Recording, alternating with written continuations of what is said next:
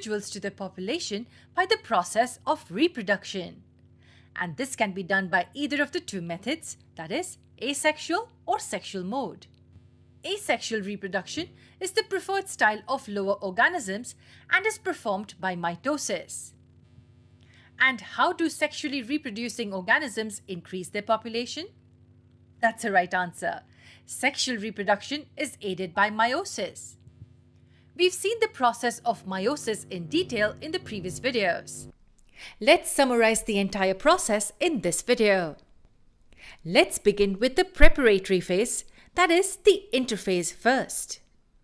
This cell goes through three phases, namely G1 phase, S phase and G2 phase in order to grow and prepare itself for the actual division.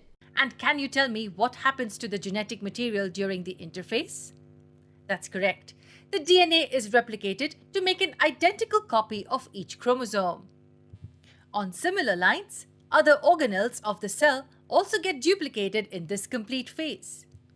Among all the organelles, the duplication of one organelle is equally important as the replication of DNA. And which organelle are we talking about? Yes, it's the centrosome. And why is the duplication of centrosome so important? Because this organelle contains centrioles which form the spindle fibers needed for separating sister chromatids later. Now, this perfectly grown cell is all set to divide and enter the meiotic phase.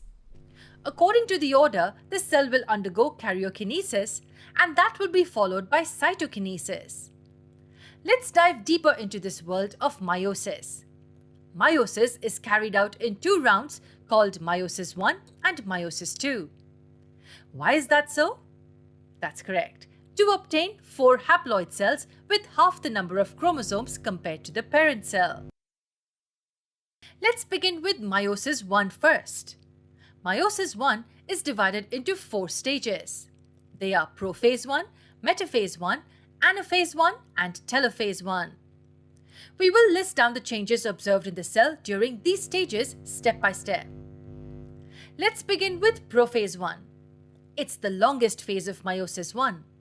The phase is further divided into 5 substages. They are leptotene, zygotene, pacotene, diplotene and diakinesis. Leptotene is the first substage. In this phase, the cell begins condensation of the chromatin, making it short and compact. The next stage after leptotene is the zygotene substage. Here, the homologous chromosomes form a pair called the synapsis. The new structure that is formed after the union of 2 homologous chromosomes is called a tetrad or a bivalent.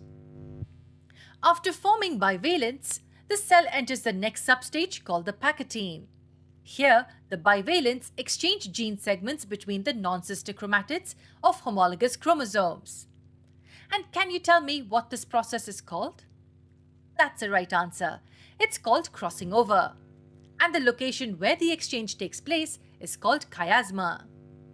After successfully interchanging the genes with one another, the cell enters the next substage called the diplotene. In diplotene, the bivalents unbutton themselves, resulting in the separation of the 2 homologous chromosomes. But here, the tricky part is that the homologous chromosomes are still anchored at the chiasma. Finally, in the last substage called the diakinesis, the homologs get completely unhooked and regain their individual identity. The nuclear membrane and the nucleolus completely disappear by the end of prophase 1. Now let's move ahead with the next stage of meiosis 1, that is metaphase 1. The homolog pairs align on the equator of the cell with random orientation. This arrangement is called the metaphase plate and is a result of independent assortment. In the successive phase, that is the anaphase 1, the homolog pairs separate from each other and move towards the opposite poles. Finally, the cell undergoes the last phase, that is the telophase 1, along with the first cytokinesis. The 2 new cells obtained are now haploid in nature. The telophase 1, followed by cytokinesis, helps in the formation of a nuclear membrane surrounding the chromosomes and a nucleolus as well. The daughter cells are haploid, which are formed from the diploid parent cells. Chromosomes, however, are still seen attached to their sister chromatids. So, in order to separate the sister chromatids from each other, each haploid cell undergoes another round of division. But before moving ahead, the haploid cells enter a small resting phase called the interkinesis. It's a short phase with no activities involved. After going through this phase, the cell is all set to undergo the second round of meiotic division. The next round is called the meiosis II. It also includes 4 stages. In other words, meiosis II can be considered as the mitosis of haploid cells. The first phase is the prophase II. Here, the nuclear membrane and the nucleolus begin disappearing. The chromatid condenses to become short and compact and gains a typical chromosome structure. In metaphase II, the chromosomes align at the equator and the spindle fibers attach to the respective sister chromatids. In anaphase II, the chromatids separate from each other and move to opposite poles due to the contraction of spindle fibers. Finally, in telophase II, the chromosomes decondense. The nuclear membrane envelopes the chromosomes and the nucleolus also begins to reappear. The chromatids form the daughter chromosomes at both the poles. Last but not the least, cytokinesis helps divide the cell into 2.